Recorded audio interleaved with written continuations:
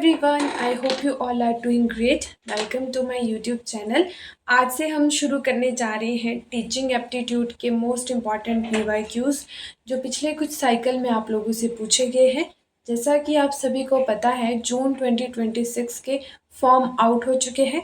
I hope आप सभी ने फॉर्म फिल कर दिया होगा। तो चलिए आज से हम यूनिट 1 टीचिंग एप्टीट्यूड के पीवाईक्यूज एंड इसी तरह से यूनिट वाइज पीवाईक्यू को डिस्कस करने वाले हैं।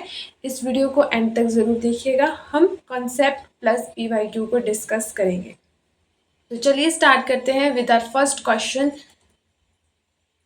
that is, in the light of cognitive, arrange the following classroom questions A to E in correct ascending order।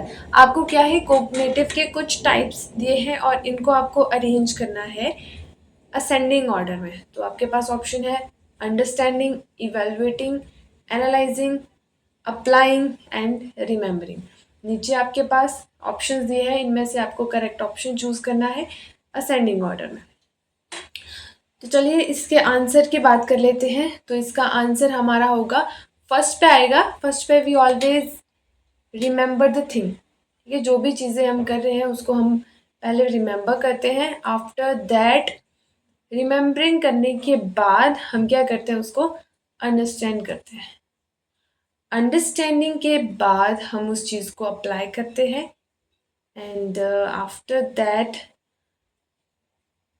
We would analyse this and last में हम उस प्रॉब्लम को क्या करते हैं, इवेलुएट करते हैं। आई होप ये क्वेश्चन इजी था, आप लोगों को समझ आया होगा। नेक्स्ट आपका है,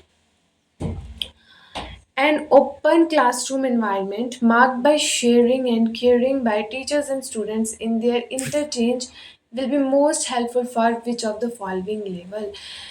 क्या बात कर रहा है कि जो एन ओपन क्लासरूम एनवायरनमेंट, एक ओपन क्लासरूम एनवायरनमेंट में which is marked by sharing and caring by teacher and student in interchange, मतलब student have the free will to do what they want to do. जैसे कि उनको उनके ऊपर कोई control power नहीं है, जैसा वो करना चाहते हैं वैसा वो कर सकते हैं। ऐसी इस तरह की चीज़ें, या स्टूडेंट भी जहाँ पर एक्टिवली पार्टिसिपेट कर रहा है और अपने कोग्निटिव पार्ट को स्ट्रॉन्ग कर रहा है, वो हमारे पास आता है रिफ्लेक्टिव लेवल में, जहाँ पर स्टूडेंट भी क्रिटिकल थिंकिंग कर रहा होता है। तो हमारा इसका करेक्ट ऑप्शन हो जाएगा option number C, that is reflective level. Now next question की तरफ मूव करते हैं।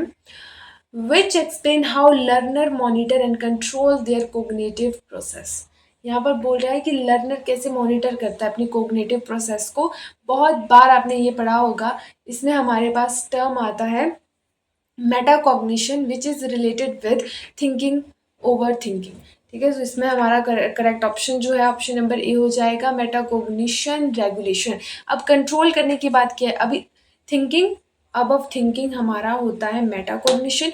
और यहाँ पर क्वेश्चन में पूछा गया है कि how the learner monitor and control, जहाँ पर मॉनिटर एंड कंट्रोल की बात आएगी दैट इज रेगुलेट करना। रेगुलेट मीन्स कंट्रोल करना किसी भी पर्टिकुलर चीज़ को। जैसे हमारे पास अलग अलग कमीशंस है जो चीज़ों को रेगुलेट करती है, वैसे ही जब लर्नर मॉनिटर करता है अपनी कोग्निटिव प्रोसेस को या उसको रेगुलेट कंट्रोल करता है, तो वो हमारा आता है मेटाकॉग्निशन रेगुलेशन में।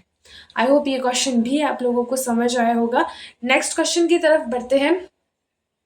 यहाँ पर आपके पास दो लिस्ट दी है, लिस्ट 1 एंड लिस्ट 2।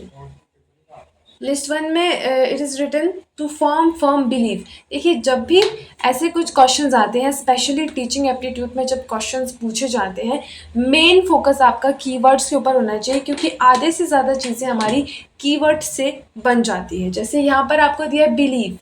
बिलीव किसके अंडर आएगा, इंडोक्ट्रिनेशन के अंदर आएगा, जहाँ पर हम बिना कुछ सोचे समझे, जहाँ पर एक लर्नर अपनी टीचर को ब्लाइंडली ट्रस्ट कर लेता है, मतलब बिलीफ सिस्टम उसका इतना स्ट्रांग होता है।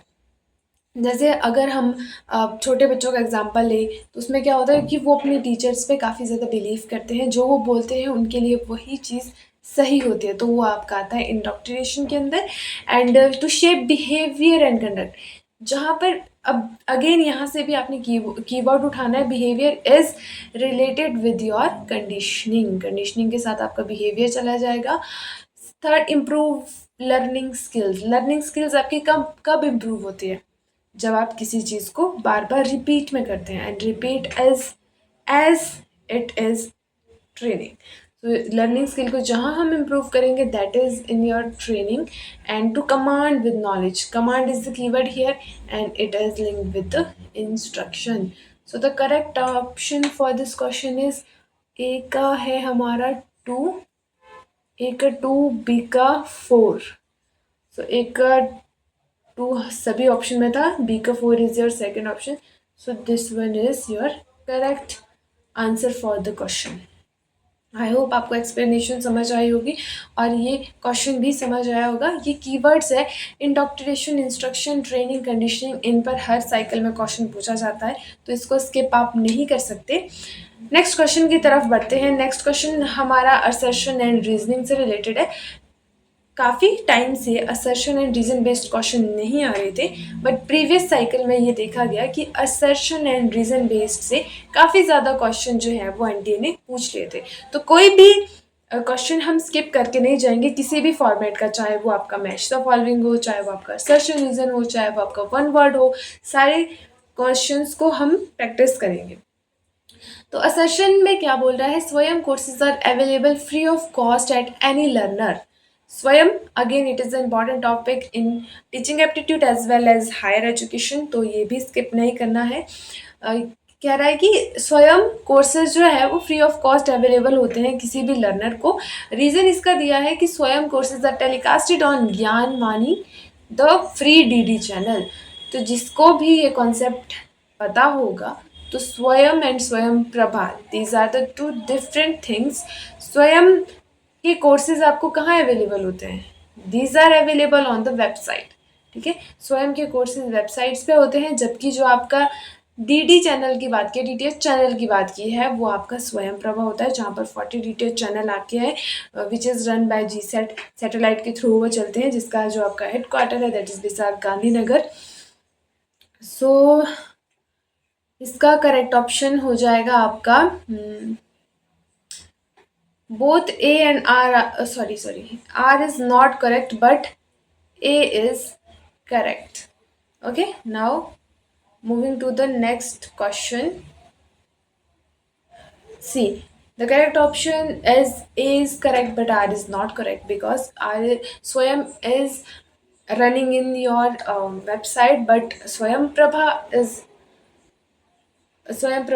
the right answer for DTH channel. So moving toward the next question, that is, lecture method shall be selected for class. Lecture method जो है वो class के लिए कब, sorry for the mistake here, lecture method shall be selected for the class, कब select किया जाता है lecture method? तो lecture method कन्वीनियंस के हिसाब से जो है वो आप ऐड ऑन नहीं करोगे। It is again related with your curricular objective. जो भी आपका करिकुलम डिमांड करेगा, उसी चीज़ को जो है टीचर अप्लाई करेगा। ऐसा नहीं है कि all the students are above average, जो स्टूडेंट अबव एवरेज होंगे तब आप लेक्चर मेथड को लेकर आओगे, या अगर स्टूडेंट रिक्वेस्ट करेंगे तो आप तो टीचर लेक्चर मेथड देगा, ऐसा नहीं है। जो भी आपका करिकुलम ऑब्जेक्टिव डिफाइन करेगा, वो ही आपका लेक्चर मेथड या फिर कोई भी मेथड उसी बेस पे अप्लाई होगा जो भी आपका करिकुलम कहता है। तो correct answer for this question is option number C only. Okay, now the next question, which of the following assessment type is most suitable for understanding level of teaching? Understanding level of teaching के लिए सबसे most suitable assessment कौन सी होगी? अब देखिए, वैसे तो understanding level के लिए सारे ऑप्शन ऑब्जेक्टिव टेस्ट ऐसे टाइप क्वेश्चन, और ये रिसाइटेशन नहीं होगा, बाकी मल्टीपल चॉइस क्वेश्चन ये सारे हो सकते हैं अंडरस्टैंडिंग लेवल के लिए। बट क्वेश्चन आपसे पूछ रहा है what is the most suitable, तो मोस्ट सुटेबल में आपका यस आंसर आ जाएगा ऐसे टाइप एग्ज़ाम्स। ये आपका करेक्ट ऑप्शन हो जाएगा, क्योंकि ऐसे में क्या होगा कि ऐसे मीन्स लॉन्ग आंसर्स। जब स्टूडेंट लॉन्ग आंसर में चीज़ों को लिखता है, विच मीन्स कि उसकी अंडरस्टैंडिंग को चेक किया जा रहा है कि अंडरस्टैंडिंग क्या है। अब देखिए, अगर हम ऑब्जेक्टिव टेस्ट में लेकर चलेंगे या मल्टीपल चॉइस क्वेश्चन में लेकर चलेंगे, तो यहाँ वहाँ पर एक आपके पास एडवांटेज है कि आप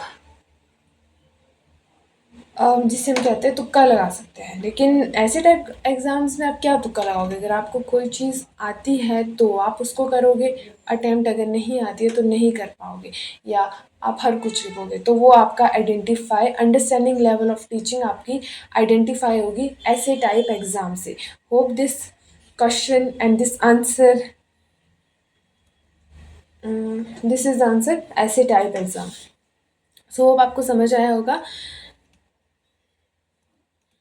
तो ये हमारा एक छोटा सा सेशन था टीचिंग एप्टीट्यूड को लेकर, जहाँ पर हमने कवर किए कुछ क्वेश्चंस, आप कह सकते हैं प्रैक्टिस क्वेश्चन या फिर आप कह सकते हैं PYQs, जो आपके साइकिल में हर ईयर बनते ही बनते हैं। मतलब इस टॉपिक से, जैसे स्वयं हो गया, कोग्निटिव स्किल्स हो गया, या फिर लेवल्स ऑफ टीचिंग से हो गया, इन सभी से क्वेश्चंस बनते हैं।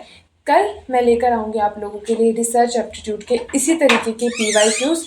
So thank you so much everyone.